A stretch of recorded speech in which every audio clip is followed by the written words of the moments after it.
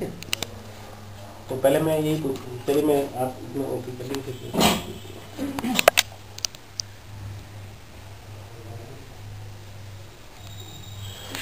दवाइयों का कोई प्रोविजन नहीं रखा है, लेकिन मेरे पास सैंपल की जो दवाइयाँ होती हैं वो इस तरह के मरीजों में ही मैं बांट देती हूँ।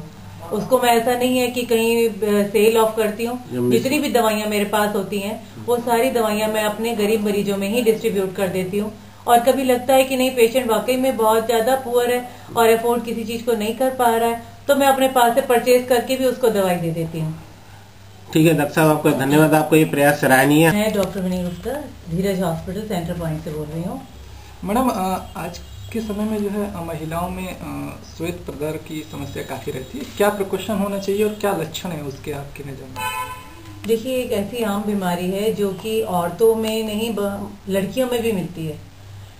ये सबसे जरूरी है कि हमारे जो खाने पीने की व्यवस्था है वो ठीक से हो, हम संतुलित आहार लें। आहार के संतुलित ना होने के कारण ही हमारे शरीर में सबसे पहले ये परेशानी शुरू होती है।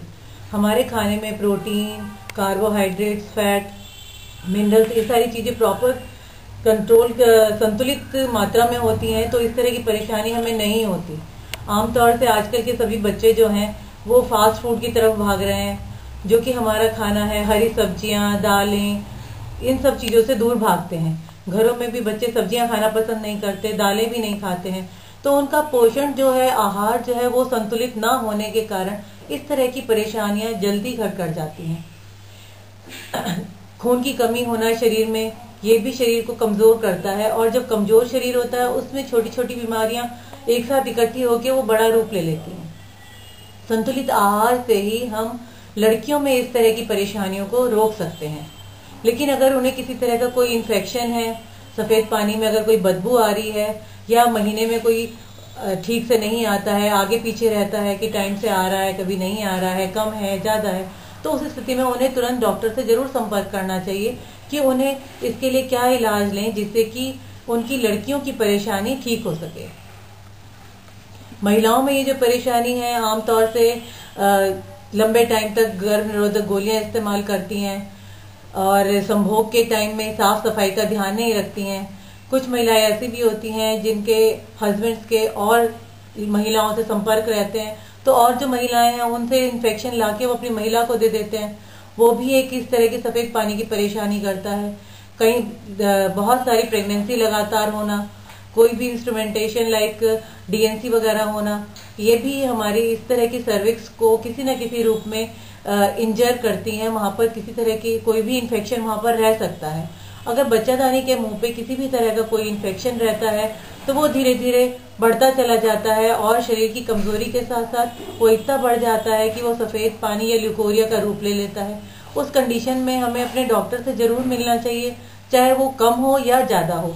आमतौर से महिलाएं कहती है कि मैं गर्म खाना खाती हूँ, गर्म चीज खाती हूँ तो सफेद पानी आने लगता है, लेकिन अगर गर्म चीज नहीं खाती हूँ तो नहीं आता।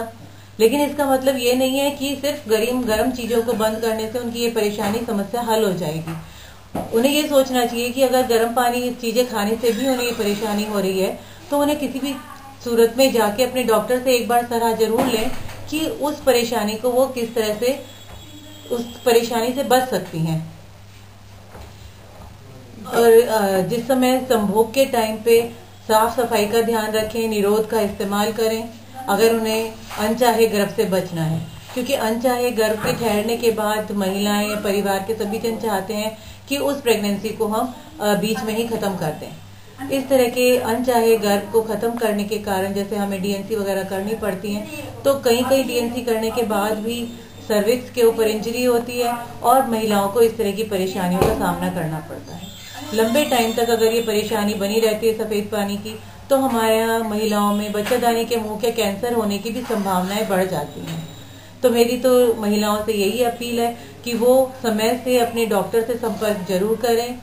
थोड़ी सी उन्हें अपने घर से निकलने में परेशानी जरूर होगी, लेकिन वो उस परेशानी को शुरुआती लक्षणों में ही खत्म कर लेंगी, उसको कैंसर रूपी बीमारी से बच सकती हैं। डॉक्टर साहब, आमतौर पे महिलाएं, लड़कियां जो है इस तरह की बीमारी को जो है छुपाती है, नजरअंदाज करती है, परिवार से डिस्कस भी नहीं कर पाती हैं, तो ऐसे में उनको क्या करना चाहिए?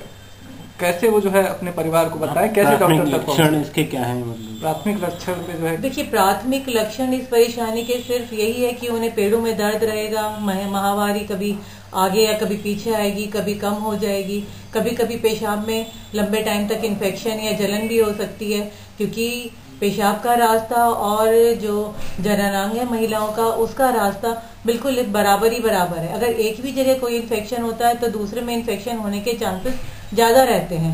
सबसे जरूरी चीज है कि अगर वो प्राइमरी अपने घर के लेवल पे ही सही करना चाहती है तो अपने आहार को संतुलित करें, अपनी साफ सफाई का विशेष ध्यान रखें, जिससे कि इस तरह की परेशानी ना हो। और थोड़ी भी अगर परेशानी होती है तो आपस में घर में जरूर डिस्कस करें, जिससे कि उन्हें स्वास्थ्य परीक्षक के पास में ले जाया जा सके और उस परेशानी से वो जल्दी छुटकारा पा सके। डॉक्टर साहब, आपके यहाँ जो है आगामी समय में कौन सी सुविधाएं मिलने जा रही है जो जिसका लाभ मरीज उठा सकते हैं निःशुल्क? जो देखिए, मैं यहाँ पर अपने अस्पताल सेंटर पॉइंट धीरज हॉस्पिटल में हर महीने की 2 और 15 तारीख में निःशुल्क ओपीडी रखती हूँ, सुबह 10 से लेकर 2 बजे तक। उसमें महिलाएं आके अपनी सभी परेशानियों को मुझसे डिस्कस कर सकती हैं और परामर्श पा सकती हैं।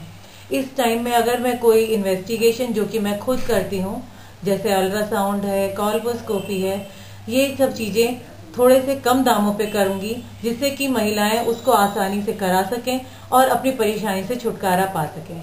इसके अलावा अभी 18 तारीख को भी हम एक कैंप करने जा रहे हैं, जनवरी 18 तारीख में, जिसमें हम सुबह 10 बजे से लेकर 2 बजे तक ओपीडी निःशुल्क रखेंगे। परामर्श हमारे मरीज निःशुल्क पाएंगे और उसमें अल्ट्रासाउंड जो कि हम 350 रुपए का करते हैं वो 150 रुपए में करेंगे। उसमें हमने एक इन्वेस्टिगेशन थायराइड प्रोफाइल भी रखा है जो कि लैब से रिलेटेड है।